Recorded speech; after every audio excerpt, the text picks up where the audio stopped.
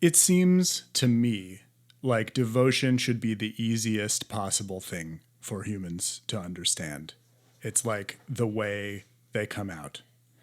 And I wonder why you think people seem to have such a hard time.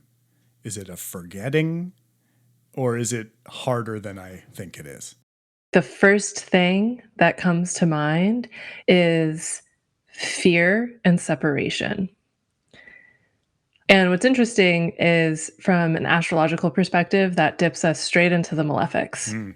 and straight into the challenging and maybe less constructive side of the malefics. With Saturn, we find fear, and with Mars, we find separation. And this becomes very interesting when we also think about Venus's, historically, textually, citational or citable connection to priests and priestessing and temples and temple work and all of this other kind of stuff. Devotion is love, right? It is love in action, but love is also kind of already inherently in action, so it's almost silly to make that statement, but also it's useful to have that statement. And love can be extremely terrifying when love has been experienced as combined with danger, right? So one of my theories, I'm trying to remember when I first had this thought. I feel like I first had this thought at one point in like 2012 or something. I was taking uh, what are those called when you have independent study? I was taking an independent study on Proust. Sorry, I am that person. With one of my favorite professors in college, and we were working on a Côté de Jean-Philippe en Fleurs, and there was something in that text, I'm not even gonna be able to cite it exactly, but I was just hit with this sensation that so much of what can be experienced as the problems of the world is kind of like that moment when a parent doesn't show up for a child, and it doesn't even have to be like a parent being a terrible parent. It can just be that totally normal mismatch of timing where, the child is at a particularly vulnerable moment and the parent can't show up in the perfect way in that moment. But it creates a schism, right? And if we take that schism down a dark and winding and pain filled path, the experience of separation, the pain of separation, the mistrust of that with which one wishes to be unified, like it just becomes this fraught tangle. And if this is coupled with other forms of more textbooked traumas, I would say, versus just the very normal trauma of realizing that you actually aren't a continuous being with your parent in the way that you were when you were gestating.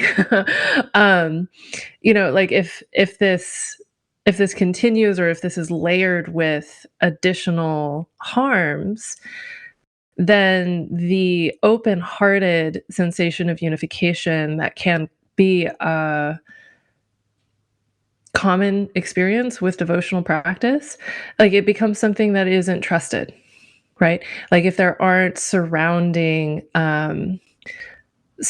containers that facilitate trusting the devotional experience and the connected experience, whether that be an absence of outright religious experience Hmm. or even just the implicit embeddedness that can come with being welcomed into a social or ecological ecosystem, right? Like there's just, I don't trust that. Mm. And the layers of callus around a heart become very thick, right? The walls around Sleeping Beauty's castle become absolutely covered with brambles with thorns the size of saber-toothed tiger teeth and all of this kind of thing. And I actually love that Sleeping Beauty is coming to mind because I think in many ways it is an apt story for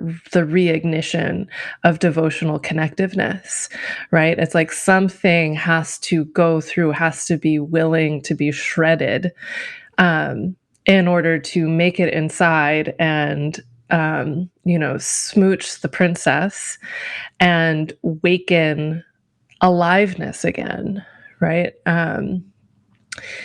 And it doesn't, whatever, you can take this in a whole bunch of different directions, but some of which we should not even touch. But I think that it's the hardening and the mistrust and the blocking off of the potential of harm that then leads to an in access to devotional states of being. Mm-hmm. And what's funny is that the balm for the pain and the fear and the dread of potential harm, like the antidote to that is also devotion. So there's this paradoxical quality to it. And as you said, it's like devotion and devotional engagement, just the kind of wide eyed, adoring wonder that is a human characteristic. Like we are 1,000,000% just born into that. So, in a way, there's so much effort that has to be put into maintaining the walls and the brambles, right? Like there will be repeated, princes at the gate trying to cut their way in. There will be, migratory birds that cross over the castle grounds and remember when there was an orchard there. There are the continued songs, and maybe at the right time you hear the song that happens to, I don't know, unwind a little bit of the bramble to let something in. And, maybe there's a labyrinth that the prince has to carve through first. Maybe there's, puzzle boxes and, a series of bosses that have to be taken down with magical potions. Like, who knows, right? We can get we can have a lot of fun with this story. But the point is, devotion wants to wake up. There's a question there for me about maturation. I want to hear it. Like, I feel like I hear you saying it in terms of waking up. But I definitely meant to make the connection that you immediately made between like parent-child relationships and like particular being divine relationships, and how these things are sort of, first of all, one thing, but also how those lenses inform each other when understanding the process of devotion. But this thing you just said about wanting to wake up, like that to me feels related to the idea of like growth through life, and being devoted to that itself is sort of like a way of staying alive. And if you're not devoted to growing, like you're not growing, you can't, or something like that. There's something harmful to me about the idea that like learning this lesson is how you grow up, or at least like there's a coarse way of putting it. And I wonder what you think about this like maturation thing, and whether there are pitfalls looking at it that way. I feel like maybe a way of looking at it is ripening rather than maturation, because maturation and like being an active participant in your growth, it's not that that's not part of it, but there is something about, when, it's like all of the different versions of, when the student is ready, the teacher appears kind of thing. It takes the time it takes. Seeing clients and they're coming to me at exactly the right time, and they're coming to me specifically at the specifically correct time. Like, there are these, like, it's like, roses aren't supposed to bloom in the middle of January in Minnesota, right? It's the wrong time. It doesn't mean that there are no roses in Minnesota. And so there is, this like the active participation and maturation and like the quote unquote lessons that must be learned. And then there's the simple, like, is your growth plate done? like, you don't think about your growth plate being done growing, Mm-hmm. right? Like, you Mm-hmm. don't active like, it's like your active participation in your shins, like, coming into full form is eating enough food, Right. Yes. right? So there's this indirect quality, I think, to, waking up or ripening into devotion that just feels really important to keep in mind. Like, you can't rush it in the same, it's like another cheesy metaphor. You can't pull the moth out of its chrysalis unless you want that moth to never fly.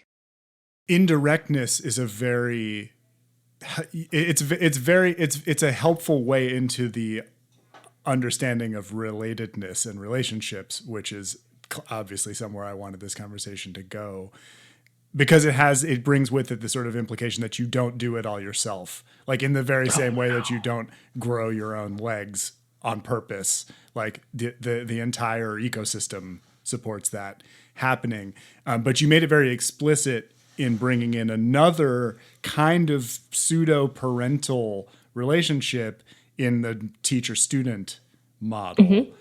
and also referred to your own work, which is helping facilitate this devotion for people. And so I want to know about the way you see the explicit role of helping someone Mm, learn to be devoted from the outside. mm, yeah. Oh man, it's so beautiful. Mhm. One, it's a uh if I think about it too much, I'm gonna start crying because I Oh. feel so fucking lucky, Mm. It's I mean, man. At one point, our mutual beloved Sasha Ravich called me a planetary intimacy guide. Mm. And I think there's something in there of asking people questions that help them to see what they want and what's possible. As well as just being like, well, this is what I've seen for myself, this is what I've seen for other people. Like, what does that what do you want? What does that actually look like for you? It's not an imposition of a perfect ideal devotional style. Um, Depending on people's traditions, there are ways that are correct, there are ways that are incorrect, but I would say that the most important thing is to come with the most open heart that you can sustainably maintain, and then to work on making it possible for you to have an even more open heart. And so, it totally depends on what people are coming in with. It's like if people have parent stuff, then we're going to talk about parent stuff in some way. If people have religious institution stuff, like I have so many evangelicals who come to me, and I think it's because I grew up in a Bible belty place, but was not myself. Submerged in it, so I get a lot of the references, I understand a lot of the stuff without having as much, personal damage, from it. So if people have institution religion stuff that is impeding their, devotional ripening. I like this phrase. I'm thinking about berries, Yeah. right? If it's impeding their devotional ripening, then I'm just like, cool, let's shine a little sun on that berry and see if we can get a little more sweetness going there. Mm-hmm. If people are coming in with atheism, right, which is a super interesting one to work with, then it's questions around, why is a disenchanted worldview better? Who taught you that? Is that actually true in your body? Right? It doesn't like the logic part, yeah, Mm-hmm. Mm-hmm. it's the experiential part that really matters. And so, it's like devotional work as incarnate human beings is body work. It occurs to me that you can't be devoted to someone whom you don't really know, Mhm. or maybe Yeah. there is a continuum and you get to know someone and can be, and like can like well, I guess that's an open question. Like maybe you don't really know your mother when you're born, but you're pretty Mm-mm. devoted. So but it's like there's a push and pull. Like the more you know about everything, the more you have to know in order to be devoted. You know, like once you learn how people really are or whatever, you know, you have to then learn more about yourself, learn more about devotion itself in order to remain devoted. Do you think that's true? And also, can you talk about whether or not you think that's true in terms of the devotional path to the divine as much as with people? I don't think that knowing is necessary for devotion. Mm-hmm. I think that developing familiarity and presence is part of love, Mm-hmm. but knowing, as in like having lots of scholarly book knowledge, Mm-hmm. is not necessary for devotion. So, you know, in my mind right now, I'm like, you know, getting an image of, say, um, uh, like a grandmother who is tending a rhododendron that her grandmother planted. Mm-hmm.